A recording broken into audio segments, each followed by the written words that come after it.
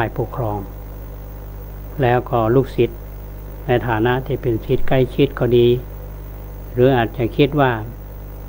เป็นฝ่ายที่ถูกกระทำอาจจะมีความรู้สึกที่แตกต่างกันอาจจะมีแนวคิดที่แตกต่างกันแล้วเหตุผลแต่ละท่านนั้นก็สามารถที่จะมีได้จะเป็นที่น่าสนใจว่าก่อนที่ครูบาเจ้าศรีวิชัยเนี่ยจะมรณภาพก็ทรงทั้งสองฝ่ายเนี่ยก็มีการทำบันทึกเรื่องราวก็บันทึกก็แตกต่างกันไปบันทึกของคณะสงฆ์กรุงเทพเนี่ยก็บอกว่าครูบาเจ้าศรีวิชัยเนี่ยตักเตือนให้ศิษยานุศิษย์ปฏิบัติธรรมปฏิบัติตามพระธรรมวินัยเนี่ยอย่าประมาทอย่าฝืนการปกครองของคณะสงฆ์ดังว่านะตัวเฮาเนี่ยเคยฝ่าฝืนมาแล้วและได้รับความเดือดร้อนเพียงใดนะท่านทั้งหลายหูเห็นอยู่จงมีความสามัคคีปรองดองกันอย่าแตกร้าวกันการก่อสร้างวิหารที่ยังคงค้างอยู่ขอให้ช่วยกันสร้างต่อไปจนสำเร็จตัวเฮานี่รู้สึกว่าชีวิตคงบ่อยู่ดูหน้าท่านได้บัดสักกี่วันแล้วเมื่อสร้างวิหารเสร็จแล้วจงทำบุญฉลองอุทิศไปถึงเฮาวัตถุสิ่งของที่ควรเก็บไว้เป็นสมบัติของวัดก็คือเก็บไว้เป็นแผนกหนึ่งสิ่งใดที่ควรทำบุญคือทานก็คือเก็บแผนกหนึ่ง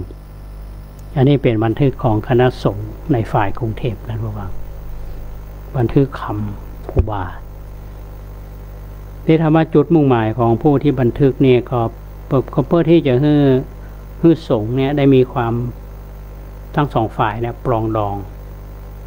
คำว่าสองฝ่ายนี่คือฝ่ายคณะสงฆ์ที่ปฏิบัติตามกฎหมายเนาะเป็นเรียกว่าฝ่ายปกครองนั่นแหละผู้ที่ใช้อำนาจเราต้องการให้ปรองดองแต่ในคณะที่บันทึกของฝ่ายสงฆ์ล้านนา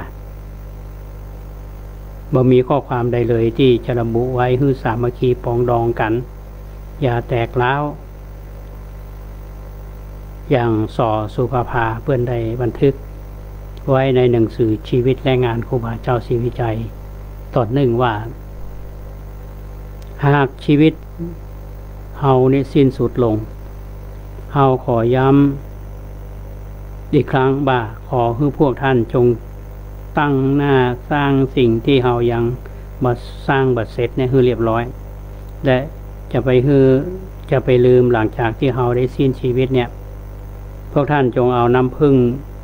1 ขวดกรอกปากเอาไว้เพื่อการเน่าเปื่อยของศพเพราะรู้ดีว่าท่านจะเก็บศพเอาไว้นานปีจงจำและทำตามเอาอันนี้บันทึกตามที่สอสุภาภาเพื่อนได้บันทึกไว้ในหนังสือนะทีนี้เขาจะมาดูว่าจุดมุ่งหมายของผู้บันทึกเนี่ยต้องการจะบอกว่าที่ร่างของครูบาเจ้าศรีวิชัยถูกเก็บไว้เมินเนี่ยก็เพราะว่ามันมีกระบวนการรักษาไว้อย่างดีตั้งแต่ตอนที่ท่านมรณภาพใหม่ๆอย่างไรก็ตามการกรอกน้ำผึ้งเนี่ยท่านผู้ฟังกระทำเพื่อป้องกันศพเน่าเปื่อยนั่นแต่กาเนาะแต่ว่าตามธรรมเนียมที่เป็นนับฮูกันของชาวล้านนาในสมัยโบราณนี้ท่านอาจารย์ศรีเลาเกตพรหมซึ่งเป็นนักภาษาโบราณล้านนาเป็นข้าราชการบำนาญสถาบันวิจัยสังคมมหาวิทยาลัยเชียงใหม่เนี่ยท่านก็ได้เล่าถึงการจัดพิธีศพของทุเจ้าในล้านนาในโบราณว่าเมื่อมีพระสงฆ์มรณภาพชาวบ้านจะช่วยกันทำพิธีห้างลอยบางแห่งใจน้ำเพิงกรอกปากศพหือไหลลงคอหือนักที่สุดศพคอจะบะเน่าเหม็ดบางแห่งคอบะกรอกแต่ส่วนมากจะท่องคาถาเทวทูตซึ่งเชื่อกันว่าจะทำให้ศพบะเน่าจากนั้นก็ฉีกจีวรหรือว่าผ้าสบงปันทับแขนขาลำตัวศพก่อน ใส่ไว้ในโลงครบ7 วันก็ปิดศพปิดหีบศพจากนั้น1 เดือนก็เปิดดูแถมเตือนหนึ่งเมื่อเปลี่ยนผ้าพันศพและหากมีการจัดงานในช่วงนี้บอกว่าจะเป็นงานบุญงานสลากพัดก็ให้ถวายทายทานกับศพโดยเพราะเชื่อว่าเมื่อศพยังบ่เผาเนี่ยก็ยังมีหุ้นส่วนหรือว่าส่วนแบ่งในกิจการต่างๆของวัดอยู่อันนี้เป็นเหตุผลอันนี้เราก็ฟังไว้ท่านอาจารย์ศรีเหลาเกตพรหมเนาะเป็นนักภาษาโบราณล้านนาเขาเนี่ยเป็นได้บันทึกเอาไว้ทีนี้ใจความที่บันทึกแตกต่างกันเนี่ยมันก็แสดงวัตถุประสงค์เนาะท่านผู้ฟังว่าผู้ที่บันทึกเนี่ยมีวัตถุประสงค์จะได้ในต่อเหตุการณ์ที่ครูบาเจ้าศรีวิชัยได้มรณภาพแล้วนะก็เหมือนกับว่าจะเริ่มต้นในการที่จะสานต่อของแต่ละฝ่ายนะช่วงนี้เราก็ยอมรับกันว่ามันมีความขัดแย้งกันระหว่างประสงค์ในส่วนกลางซึ่งถือว่าเป็นฝ่ายปกครองฝ่ายถือกฎหมายในฝ่ายของสงฆ์ล้านนานะครับที่เราฟังกันมาเนี่ยคือมีกฎหมายออกมานะจะเป็นธรรมหรือไม่เป็นธรรมหรือว่าเจตนาของผู้ที่ออกกฎหมายมาในช่วงนั้นนี้ห่วงอะไรอย่างนะอันนี้เราจะมาวิเคราะห์กันตรงนี้ท่านผู้ฟังอาจจะได้แง่มุมที่ทำให้เกิดการประเทืองสติปัญญาได้เหมือนกันนี่ก็เป็นเรื่องที่นำมาเล่าให้ท่านทั้งหลายได้ฟังกันวันนี้เรามาฟังเรื่องนี้ว่าท่านครูบาเจ้าศรีวิชัยท่านมรณภาพเมื่อมรณภาพแล้วเนี่ยลูกศิษย์ลูกหาได้จัดการเรื่องการทำศพท่านจะใดเนี่ยท่านทั้งหลายจะเห็นได้ว่าผู้ที่มีบทบาทหลังที่ครูบาเจ้าท่านมรณภาพเนี่ยที่เด่นก็คือครูบาพี่ชัยขาวปีหรือนานปีตอนนี้ยังนุ่งขาวละนุ่งขาวบทซึกเจอข้อกฎหมายนะระหว่างจากฝ่ายปกครองแต่ในที่สุดท่านครูบาขาวปีเนี่ยท่านก็นุ่งขาวอยู่ต่อมาถ้าทั้งหลายเมื่อฟังเรื่องครูบาแล้วนี้บางท่านอาจจะเคยไปที่วัดบ้านปางเนาะขึ้นไปแล้วท่านจะเห็นว่ามันมีศาลาที่เป็นทรงปราสาทที่ตั้งศพครูบานั่นแหละอย่างที่เรามาอ้วนก่อนตัวนี้กรมศิลปากรเนี่ยเพิ่นได้งบประมาณมาบูรณะใหม่เพื่อที่จะล้ำลึกถึงท่านครูบาเป็นการเตือนคนที่ไปนะฮะเตือนอย่างใดเตือนให้นึกถึงคุณงามความดีของท่านเมื่อเราเข้าไปดูพิพิธภัณฑ์บริขารแล้วยิ่งจะกระตุ้นให้เราได้นึกถึงครูบาทั้งปัญหาอุปสรรคที่เกิดขึ้นในชีวิตของท่านทั้งผลงานอันโดดเด่นของท่านที่มันเหมือนเขามีชีวิตถ้าเข้าไปพระญาณอาตมาก็ต้องขอเชิญชวนพี่น้องท่านผู้ฟังที่ยังบ่เคยไปเนาะไปดูพิพิธภัณฑ์บริขารครูบาเจ้าศรีวิชัยที่วัดบ้านปางมันมี2 ชั้นบนจะมีรูปของท่านแล้วก็จะมีหลักฐานอย่างหลายๆสำคัญแล้วก็มีพระพุทธรูปองค์หนึ่งท่านผู้ฟังอยู่ชั้นบนเนี่ยมีเขาเรียกว่าพระฝนแสนหาฝนแสนหาเนี่ยได้มาจากไหนคือเมื่อครูบาเจ้าศรีวิชัยเนี่ยท่านไปเป็นประธานในการบูรณะพระเจ้าตนหลวงที่ เมืองพะเยาแล้วทางคณะสงฆ์ทางฝ่ายบ้านเมืองนั้นเพิ่นนึกถึงคุณครูบาเพิ่นก็ได้ถวายพระพุทธรูปองค์นี้มาแล้วมาประดิษฐานไว้ที่วัดบ้านป่างในช่วงที่ครูบามรณภาพแล้วมีเจ้านายบางองค์นะครับบระบุชื่อเพิ่นละเพิ่นจะเอาเข้ามาเมืองละปูนแต่ว่าชาวบ้านปางเนี่ยบ่ยอมมันบ่ยอมเพราะว่าของเนี้ยก็คงจะไว้กับครูบาเจ้าที่วัดบ้านปางเนี่ยในที่สุดนี้ก็เอามาบ่ได้นะก็จึงนำประดิษฐานไว้ที่บนพิพิธภัณฑ์บริขารครูบาเจ้าศรีวิชัย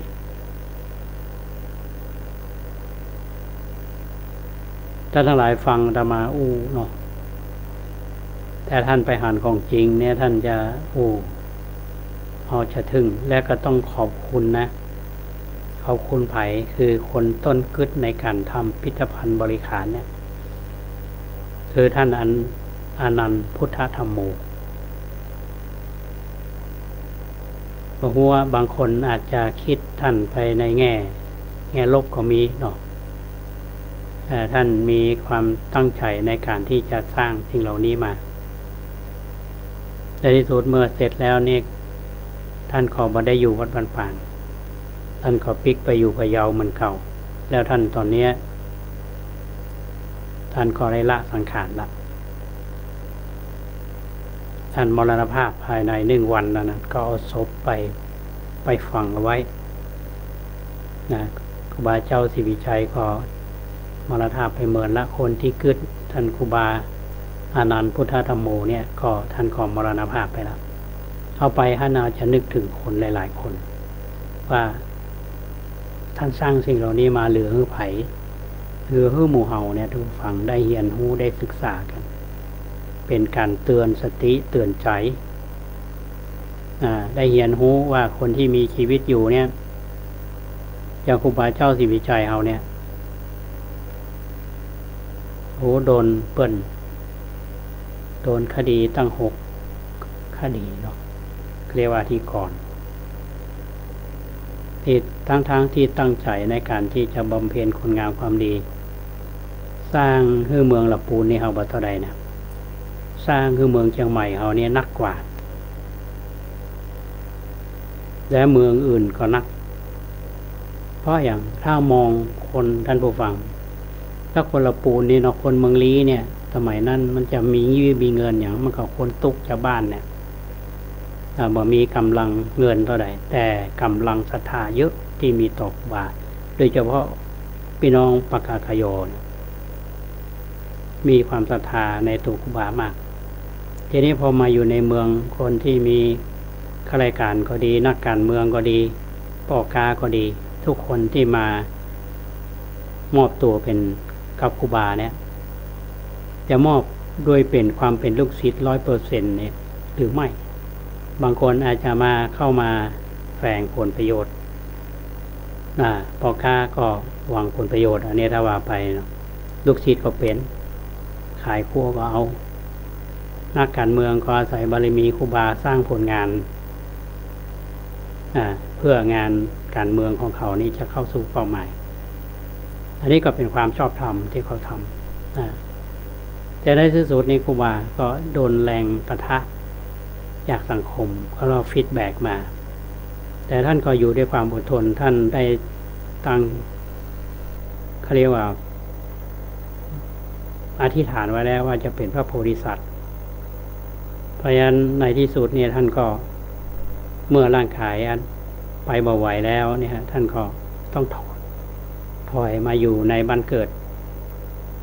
แผ่นดินที่ท่านเกิดที่เป็นที่ฝัง6ของท่านเนี่ยก็ติ๊กมามรณภาพที่วัดบ้านป่างแต่ในที่สุดร่างของท่านนี่ก็ต้องได้รับการยกย่องนะส่วนการเผาศพของท่านนี่จะทำอย่างใดเอามาจากวัดบ้านป่างแล้วมาอยู่วัดจามเทวีเนี่ยอยู่มาในสภาพไหนในช่วงของสงครามเนี่ย เอามาฟังกันในโอกาสต่อไปในช่วงเวลาที่เหลืออยู่นี้ท่านผู้ฟัง 2-3 นาทีเนาะก็ขอเวลาประชาสัมพันธ์ในกิจกรรมของคณะสงฆ์อย่างช่วงก่อนเนี่ยอาตมาได้เชิญชวนท่านทั้งหลายว่าท่านใดคณะใดที่จะเป็นเจ้าภาพถวายภัตตาหารเจ้าภัตตาหารเพลพระน้ำปานะถวายแก่พระที่ท่านอบรมบาลีก่อนสอบที่วัดดอยสัปปัญญูเนาะภาคเจ้าข้าวต้มก็มือละ5 ปันอาหารเพลก็มือละ 15,000 น้ำปานะก็ 5,000 ท่านก็ติดต่อโดยตรงก็ได้ที่วัดสัปปัญญูแม่วางหรือว่าไปง่ายๆไปใกล้ๆไปที่สำนักงานเจ้าคณะอำเภอเมืองวัดสวนดอกเนี่ยไปหาท่านพระประหลัดจตุพรเลขานุการเจ้าคณะอำเภอเมืองไปแจ้งความจำนงได้เลยเนาะที่วัดสวนดอกก็ได้วันที่24 ธันวาคมคณะสงฆ์ตำบลสุเทพก็เป็นเจ้าภาพในการถวายภัตตาหารเพลก็ต้องอนุโมทนากับมติของที่ประชุมคณะสงฆ์ตำบลสุเทพอนุมัตินำเงินของทุนคณะสงฆ์ตำบลสุเทพนำไปเป็นค่าภัตตาหารเอาถือว่าเป็นเจ้าภาพร่วมกันอันนี้เป็นเรื่องของการส่งเสริมการศึกษาแล้วส่วนการที่อาตมาภาพเชิญชวนทั้งหลายได้ร่วมก็เรียกว่าร่วมบุญเนาะร่วมบุญบูรณะบันไดนาคของวัดประแดงเรานะก็ต้องอนุโมทนากับทางศิษย์เก่าของคณะวิศวะซึ่งนำโดยคุณสาธิตประสิทธิ์พุทธิเวศเนี่ยที่มาทำบุญแต่เจ้านี่เพิ่นก็ร่วมทำบุญส่วนหนึ่งเนาะบอกว่าคือหลวงพ่อเอาไปบูรณะบันไดนาคก็ต้องขออนุโมทนาแล้วก็ต้องขออนุโมทนากับคุณแม่มนแทนวงและคุณแม่สายบ้านป่าตึงสันคำแปงเนาะได้ฝากเงินกลับมาคุณลุงรักวงอินเนี่ยเพิ่นนำปัจจัยมาให้อาตมาละเนาะได้รับละอนุโมทนาคุณลุงเพิ่นมีน้ำใช้นะครับรถ3 ล้อตุกๆเนี่ยขับขึ้นมาวัดประแดงเฮานำสายทานของคุณแม่ถึงวัดประแดงอาตมาภาพจะดำเนินการไปตามวัตถุประสงค์ของคุณแม่ขออนุโมทนาตัวนะท่านใดที่จะร่วมบุญกันเนาะหรือว่าจะมีข้อแนะนำประการใดเกี่ยวกับเรื่องของสถานีเฮาก็ดีเรื่องรายการของอาตมาก็ดีหรือว่าเรื่องราวของวัดประแดงเฮาก็ดีจะมีอันใดที่จะเสนอแนะยินดีที่จะรับฟังนะเพราะว่าวัดมันเป็นของพี่น้องประชาชนประโยชน์ส่วนรวมที่จะเกิดขึ้นสิ่งที่เราสร้างมาทุกวันนี้เงินทุกบาททุกสตางค์มาจากประชาชนแม้แต่วิทยุเราเนี่ยอาตมาก็ถือว่าเป็นของพี่น้องท่านผู้ฟังทุกท่านที่เรามาบริหารจัดการนี้เป็นเงินของญาติโยมที่ทำบุญมาเพราะฉะนั้นสิ่งที่ดีมีประโยชน์เราก็ร่วมกันฝากไว้เราต้องคิดในเชิงบวกเนาะ positive thinking ที่ฝรั่งเขาว่าวันนี้ก็อย่างไรก็ตามท่านผู้ฟังมียังก็โทรมาเนอะเบอร์เก่านั่นแหละ081881881560 ขอบคุณทุกท่านที่รับฟังนะฮะทางออนไลน์ก็ดีหลายท่านที่ฟังอยู่ก็ต้องขอบคุณมาณโอกาสนี้และขอบคุณพิเศษสุดท่านพระครูสมวิศวัตรวรกิจโจท่านผู้อำนวยการสถานีวิทยุ 104.50 เมกะเฮิรตซ์ได้ลิงก์สัญญาณเนี่ยไปทางคลื่นวิทยุสีขาวเพื่อชาวประชาเพื่อพี่น้องได้ฟังกว้างกันยิ่งขึ้นและอนุโมทนาขอบคุณเกษตรเพชรสำเร็จบก.เก่านานิวนะครับที่ดูแลด้านเทคนิควันนี้ด้วยดีก็จากลาท่านผู้ฟังไปก่อนขอความสุขสวัสดีจงบังเกิดมีแก่ท่านผู้ฟังทุกท่านขอเจริญพร